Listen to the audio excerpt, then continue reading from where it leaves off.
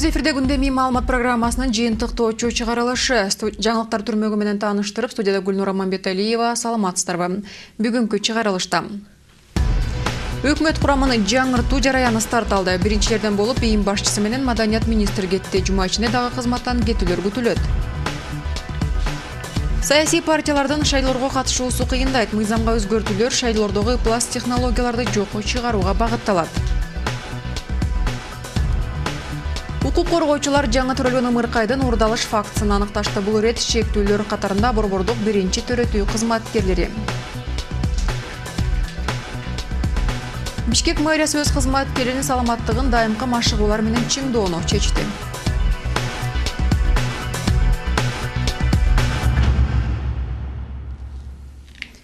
Өкмөт курамында өзгөрүүлөр. ИИМ башчысы иштен кетти. Президент Алмазбек Атамбаев ички иштер министри Абдулда Суранчиевди кабыл алып, чиновник мамлекет башчысына отставка тууралуу арызын тапшырды. Президент отставканы кабыл алды. Алмазбек Атамбаев Абдулда Суранчиевге ички иштер министри катары Кыргызстанда коомдук коопсуздукту жана укук тартибин сактоо боюнча жумшаган күч аракети жана аткарган иши үчүн ыраазычылык билдирди. Отставкага кеткен атка минердин өмүр таржымалын эсиңиздерге салабыз. Абдулда Суранчиев 64 жашта. 1950 Сыгата районунун Тузовка айылында туулган. 1973 Фрунзедеги ИИМ атайын орто мектебинде билим алып, 84 Кыргыз Улуттук университетинде укук таануу адистигине ээ болгон. Генерал-майор эмгек жолун 1970 жөнөкөй инспекторлуктан баштаган. 2002 ички иштер министринин орун басары. Бул кызматта 3 жыл отуруп, 2005 бийлик алмашуудан кийин коомдук тартипти көзөмөлдөө функциялары Абдулда Суранчиевке жүктөлгөн.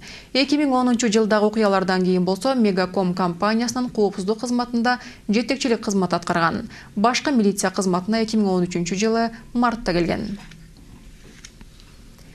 Ал эми ички иштер министринин милдетин аткаруучу болуп Мелис Турганбаев дайындалды. Тиешелүү жарлыкка бүгүн президент Алмазбек Атамбаев кол койду.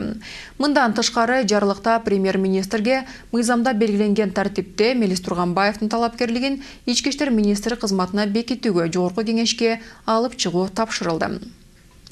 Ал ортодо элеген кызматынан Маданият, маалымат жана туризм министри Камила Талиева бошотулду. Бул туурасында президент аппаратынын маалыматтык саясат бөлүмү билдирет. Тийиштүү жарлыкка президент Алмазбек Атамбаев бүгүн кол койду. Камила Талиеванын өмүр таржымалын кыскача эске салабыз. Камила Талиева Кыргыз Республикасынын мурдагы Маданият, маалымат жана туризм министри, 47 жашта. 1967 Баткен областынын Лейлик районуна караштуу Арка айылында туулган. Эмгек жолун Жалалабад мамлекеттик университетинде лаборанттыктан баштаган. 2005 болсо губернатордун орун басары болуп иштеген. 2010 жогорку кеңешке Ар Намыс партиясынын тизмеси менен келди. Туура 2 жылдан кийин социалдык тармак боюнча вице-премьер-министр кызматына отурган. Андан соң Маданият министри болуп дайындалды. Белгилей кетсек, Талиеванын Маданият министрлигиндеги ишмердүүлүгү Кыргызстандын маданий ишмерлери жана коомчулук тарабынан бир катар нааразычылыктарды жаратып келген. Анткени анын Маданият министри кызматындагы иши кандайдыр бир көрүнүктүү демилгелер менен белгиленген эмес. Буга улай парламенттин көпчүлүк коалициясы дагы бир нече өкмөт мүчөлөрүн алмаштыруу ниетинде. Бул туурасында биздин каналга бийлик бутактарындагы булактарыбыз билдирди. Алардын маалыматы боюнча көпчүлүктүн депутаттары жаштар министри Алиязбек Алымкуловдун жана саламаттыкты сактоо министри Динара Сагинбаеванын ээлеген кызматтарына ылайык келүү маселесин кароодо. Бул маселе ушул жума соңунда эле каралары күтүлөт. Президент Алмазбек Атамбаев кол койгон буйруктун негизинде Улуттук банктын төрагасынын орун басары болуп Лада Орозбаева дайындалды. Ал эми Нурланбек Сагындыков болсо Улуттук банктын башкармасынын мүчөсү болуп дайындалды. Мамлекет башчынын башка буйруктарынын негизинде Зайыр Чокоев Улуттук банк төрагасынын орун басарынын кызматынан, Салтанат Алыбаева Улуттук банк башкармасынын мүчөсүнүн кызматынан бошотулду.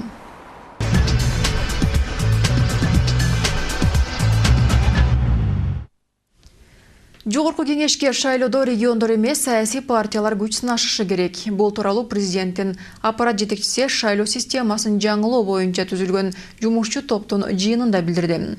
Айтымында саясий партиялардын бирдиктүү регионалдык тизмесин бөлүү боюнча мыйзам долбоору жогорку кеңеште биринчи окуудан өттү. Бирок бул долбоор шайлоо системасын артка тартат, анткени шайлоолор мажоритардык системага өтүп кетет, дейт Данияр Нарымбаев. Ошондуктан жумушчу топ шайлоо системасында башаламандык болуп кетпеш үчүн чечимди кабыл алуудан мурун терең ойлонушу керек, деп кошумчалады Нарымбаев. Азыркы эле система күчүндө калган оң. Себеби бир жалпы округ, бир тизме менен шайлоочулардын баары добуш берип, анан ошол тизменин негизинде анан кийин канча партия канча добуш алса, азыркыдай болуп келсе, 5 фракция келеби, 7-6 фракция келеби, ошолдо туура болмок. Болбосо биз региондорго дагы бөлүнүп кетки дейбиз да. Кийин келечекте мен ойлойм мындай парламент көп жакшы иштеп бере албайт го деген коркунуч бар. Шайлоолорго катышкан саясий партиялардын чыгымдары көзөмөлгө алынат. Тийиштүү мыйзам долбоору иштелип чыгып, учурда коомчулуктун талкуусунда. Ага ылайык сырттан каражат тартуу, мурдагыдай каалашынча каражат сарптоо маселелери тескелме болууда. Мыйзам долбоорундагы жаңы жоболор Самат Качкановдун материалында.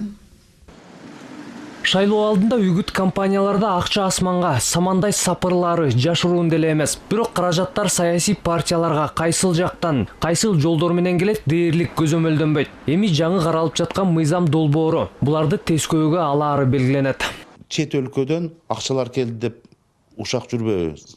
Эме болуп атканда эле мынча машина менен келиптир, самолет менен келиптир дегендерди угуп жүрбөйбүзбү? Баягы шайлоонун алдында.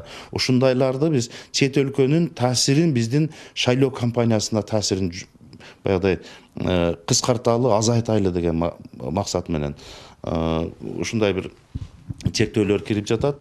Шайлоочулардын добушун алуу үчүн түзүлгөн бардык саясий күчтөрдүн шайлоо фонддорунун отчеттуулугун бул мыйзам долбоору ачыктамай болууда. Ошондой эле кайсыл бир партиянын ишмердүүлүгү үчүн деп төлөнчү мүчөлүк акыда такталды, дейт Абдыжапар Бекматов. Эгер каражаты жетпей атса, насыя алууга мүмкүнчүлүктөр берилмекчи. Биздин мамлекеттик жана коммерциялык банктардан саясий партия кредит алган укугу бар. Мүчөлүк акыны ошол партиянын мүчөсү бир айлык доходунун 50%-дан ашпаган өлчөмдө болсун дедик. Мисалы 10%, 10 миң сом айлык алса, 5 миң сомдон ашпаган мүчөлүк акы берсин дедик. А эгер кимдир бирөө кайсыл бир партияны шайлоодо колдойм десе, ал дагы чектен чыкпашы керек. Мурдагыдай каалашынча бере албайт. Жеке тарап же юридикалык жак болобу, 1 жылдык кирешесинин жарымын гана кайрымдуулук кыла алат. Талдоочулар бул нормаларды кубатташканы менен жаңы чыгып келе жаткан партиялар үчүн чоң тоскоолдук болоорун айтышат. Новая партия для того, чтобы стать. Жаңы партиялар таанымал партияларга салыштырмалуу эл арасында таанылыш үчүн көп ресурстарды жумшашы керек болот. Ошондуктан аларга кыйын болот. Бирок бул мыйзам партиялардын бюджетинин ачыктыгын камсыз кылып жатканы жакшы көрүнүш. Ачыктуулугун камсыздоону милдеттендирүү кадыресе күчөтүлдү, дейт депутаттар. Мурда мисалы партиялар соцфонд жана салык кызматына бекитилген формалар менен гана отчет берип келишкен. Азыр биз саясий партиянын ушундай финансылык колдоолорун чагылдыруу үчүн мамлекеттик массалык маалымат каражаттары аркылуу жарыялоону милдеттендирип атабыз. Каяктан бул расходный часть, доходный часть, расходный частьты мезгил менен жарыялап турсун деп. Бул жоопкерчилик биринчиден, анын экинчисинен бул магалымдуулук. А булардын аткарылышын мамлекеттик органдар көзөмөлгө алат. Эгер аткарылбаса административдик айыптан тартам, кылмыш жообуна чейин тартуу каралууда. Эгер долбоор колдоо тапсам, анда алдыдагы парламенттик шайлоого саясий уюмдар жаңы эрежелер менен барат. Самат Качканов, Азат Ынтымаков, 5-канал. 2015 жылга бюджеттин пенсияларды төлөө үчүн дотациясы 15 миллиард сомдон 17,5 миллиард сомго чейин өсөт. Бул туурасында премьер-министр Жомарт Оторбаев социалдык фондду жана пенсия системасын реформалоо боюнча өткөргөн жыйында айтылды. Буга байланыштуу өкмөт башчы мам бюджеттин оорчулугун жеңилдетүүгө багытталган конкреттүү мыйзам долбоорлорду киргизүүгө тапшырма берди. Буга катар эле өкмөт башчы социалдык төлөмдөрдүн чогулушун алсыздыгын белгиледи. Социалдык фонд бүгүн камсыздандыруу төлөмдөрүн чогултуу функциясын аткара албай жатат. Фонддо төлөмдөрдү эффективдүү административдик чогултуу үчүн рычагтар жетишпейт. Эксперттердин белгилешинче, иштелген төлөмдөрдүн 52%га жакыны бүгүнкү күндө конверттерде төлөнөт, деди Оторбаев. Бүгін эле премьер-министр мамлекеттик мүлктү башкаруу боюнча фонд жетекчиси Дүйшөн Ирсалиевди кабыл алды. Өкмөт башчысы анын тапшырмасы менен мал мүлктү башкаруу боюнча тармакты түп тамырынан өзгөртүү боюнча иш жүргөндүгүн белгиледи. Цитата келтирем. Биз башкаруунун ачыктыгына, кызматка дискөөлөрдүн дайындалышына, так отчеттуулукка жана жоопкерчиликтүүлүккө, мүлктү жана мамлекеттик корпорацияларды башкаруу натыйжалуулугуна адекваттуу баалоону киргизүүгө жетишүүнү каалайбыз. Азырынча биз мамлекеттик корпорацияны башкаруудагы жамааттык жоопкерсиздикти, активтерди пайдаланууну билбестикти жана компаниялардын киреши жана чыгашасын пландаштыруунун орундалбай жаткандыгын байкоодобуз. Цитата соңу.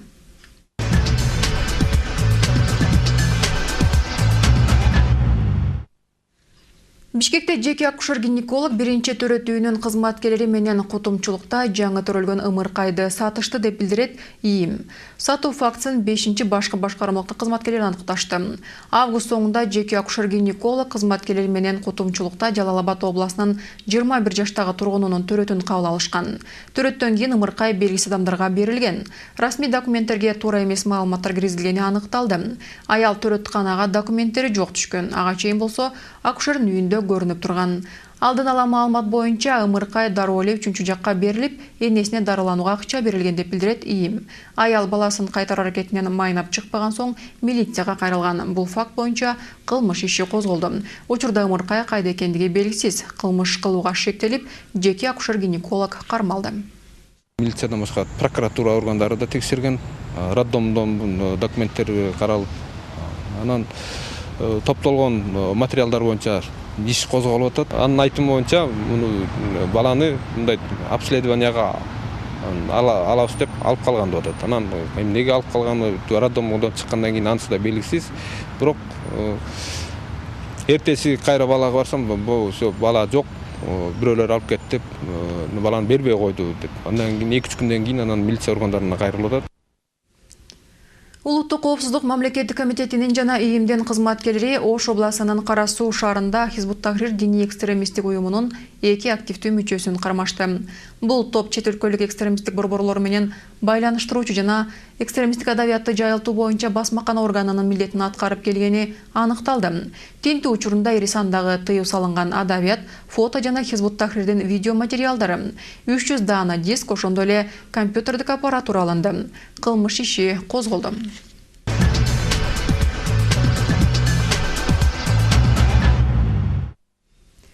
Синоптиктер шашылыш билдирүү таратты. Кыргыз гидрометтен билдиришкендей 18-20 сентябрда аба ырайы кескин өзгөрөрү күтүлөт.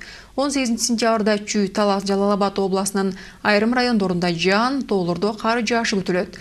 19-20-сында өлкөнүн көпчүлүк территориясында жаан, тоолуу тоо этектериндеги аймактарга кар түшөт. Ош шаарында 1775 үй бүлө суюлтулган газ баллонун акысыз алышат. Бул туурасында Түштүк борбордун вице-мэри Кутман Абдрахманов билдирди. Анын айтымында 1 ноябрга муктаж үй бүлөлөр отун менен камсыз болушу керек. Ошондой эле азыр көмүр сатуу маселеси чечилүүдө. Калктын аялуу катмары көмүрдү төмөндөтүлгөн баада алышат. Учурда мэрия кайрылууларды кароодо. Бишкек мэриясында кезектеги отставка. Ленин райондук администрациясынын башчысы Ырысбек Маткабылов элеген кызматынан бошотулду. Бул туурасында мэрия пресс кызматы билдирет. Жеке арыздын негизинде буйрукка кала башчысы Кубанычбек Кулматов кол койду. Кызматтык орун азырынча бош. Талапкерди тандоо сынак аркылуу жүрөт. Анын качан өтөрү азырынча белгисиз. Ушул жумадан баштап Бишкек шаарынын муниципалдык кызматкерлери дене тарбиясын чыңдап башташат. Жумуштан кийин кечкисин саат 7 менен 9 аралыгында. Саамалыкты мэрия жетекчилиги жеке көзөмөлүнө алмакчы. Идея ийги болгону менен демилгени баары эле кубаттаган жок. Айдай Манкулова кененирээк. Ар шейшемби жана бейшемби спорт менен машыгуу күндөрү катары жарыяланганын айым эже уккан дагы эмес. Укканда эмне? Жашылдандырууда эмгектенген эжелер маашырланып, футбол, волейбол ойногонго убактылары жок. Ансыз деле топтун ордуна керели кечке колдорунан шыпыргы, күрөк түшпөйт. Бизге каяктагы спорт, биз монтип өзүбүз физический жумуш менен ушул жерде иштейбиз. 5-кече иштейбиз, 5тен кийин үйгө баргычак деле 7-9 бала чаканда багыш керек, тамак аш жасаш керек дегендей. Бизде мындай такыр убактыбыз болбойт андайга спорт менен заниматься эткенге. Ошентсе да өткөн жума соңунда кала башчысы Кубанычбек Кулматовдун буйругу чыкты. Ага ылайык мындан ары 2 жана 4 күндөрү мэрияга таандык кызматтардын жумушчулары спорт менен машыгууга тийиш. Кечки саат 7ден 9га чейин саламаттыкка кам көрүү максатында жакшы жери секцияларга катышуу акысыз. Бардык кызматтарга токтоомдун көчүрмөсү жолдонду. Алгач футбол, волейбол, баскетбол боюнча машыгабыз. Сууда сүзүүнү да колго алсак деп жатабыз. Машыктыруучулар деле жетиштүү. Шаардык спорт комитетинин инструкторлору бар.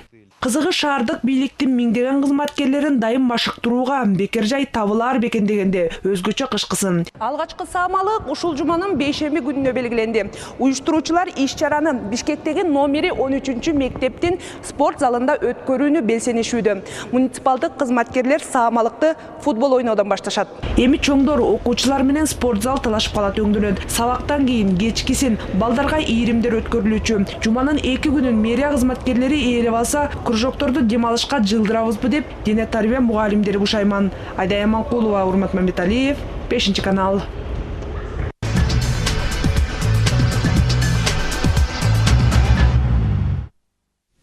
Президент Алмазбек Атамбаев бүгін түрік тилдүү мамлекеттердин кызматташтык кеңешинин башкы катчысынын орун басары Адахан Мадумаровду кабыл алды. Жолугушууда Кыргызстанда жыйынтыкталган 1-дүйнөлүк көчмөндөр оюндарына тиешелүү маселелер талкууланды. Президент Кыргызстан кеңешке мүчө мамлекеттердин ортосундагы ар тараптуу өз ара аракеттешүүдөгү мамилелердин өнүгүшүнө чоң маани берерин белгиледи. Мамлекет башчысы катчылыкка Кыргызстанда 1-дүйнөлүк көчмөндөр оюндарын өткөрүүгө кошкон салымы үчүн ыраазычылык билдирди. Алмазбек Атамбаев жана Адахан Мадумаров Кыргызстандын, Азербайжан, Казакстан жана Түркия менен бул уюмдун алкагында өз ара аракеттешүүсүн мындан ары активдештирүүгө байланыштуу жагдайларды талкуулашты. Кыргызстандын улуттук китепканасынын 80 жылдык мааракеси бүгүн салтанат менен белгиленди. Бул маданияттын ири очогу 34-жылдын майында түзүлгөн. Учурда Кыргызстандын улуттук китепканасы Борбор Азиядагылардын эң ирилеринин бири деп эсептелет. Салтанаттуу иш-чарага маданият ишмерлери, элчилик жана эл аралык уюмдардын өкүлдөрү, КМШ жана түрк тилдүү мамлекеттеринин китепканаларынын жетекчилери жана китепкананын кызматкерлери менен окурмандар катышты. Мааракеге карата өлкө башчынын колдоосунда китепкананын тарыхы боюнча китеп басылып жана даректүү тасма тартылган. 5-каналда мигранттар долбоору уланууда. Бул рет биздин кабарчыларыбыз Америка Кошмо Штаттарына сапар тартышты. Алыстык континенттеги жердештерибиз эмне жөнүндө кыялданышат жана үйгө кайтууну пландаштырышабы? Бул туурасында эфирде жакында айтып беребиз. Ал эми бүгүн атайын күндеми программасы үчүн мигранттар аттуу теле долбоордун каармандарынын бири тууралуу материалды Жибек Бегалиева даярдап берди.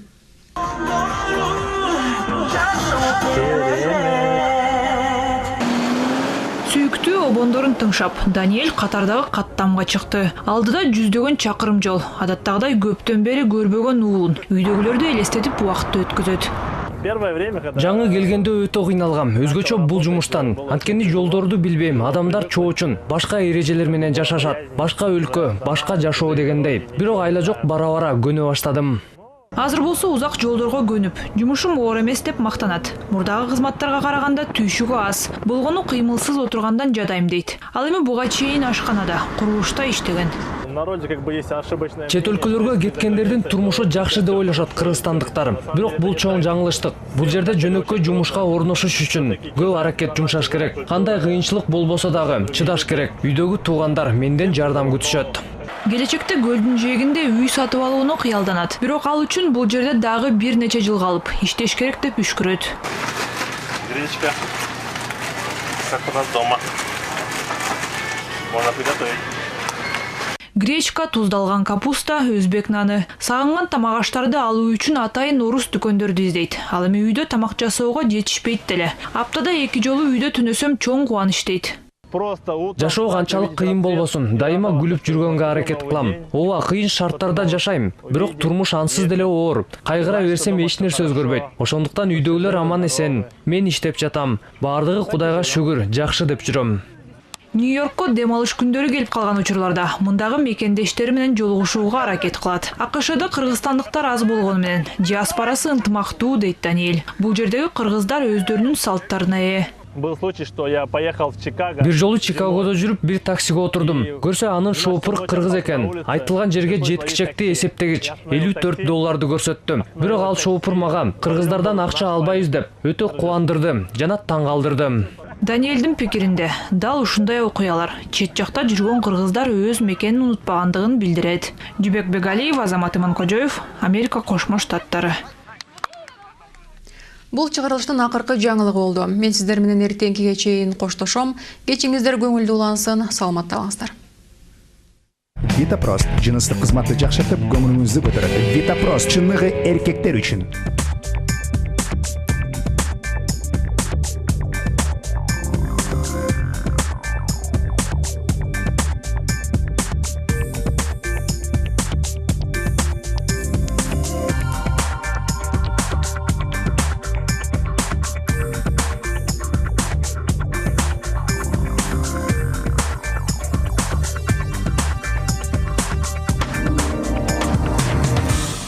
Азамат менеджер, Макс тоолы жасынын фанаты, Мурат саунага барууну жакшы көрөт. Бирок бар үйдө калышты. Кызыктуу жана маанилүү иштерге өнөкөт простати тоскоол болду. Алган эмес, үй бүлөлүк мамилелерди татаалдатты. Витапрост дарысы менен комплекстүү дарылануудан 10 күн өткөн соң бар өздөрүн жакшы сезип калышты. Витапрост ооруну, жайсыздыкты азайтып, зара чыгаруунун бузулушун азайтат. Витапрост жыныстык кызматты жакшыртып, көңүлүңүздү көтөрөт. Витапрост чыныгы эркектер үчүн.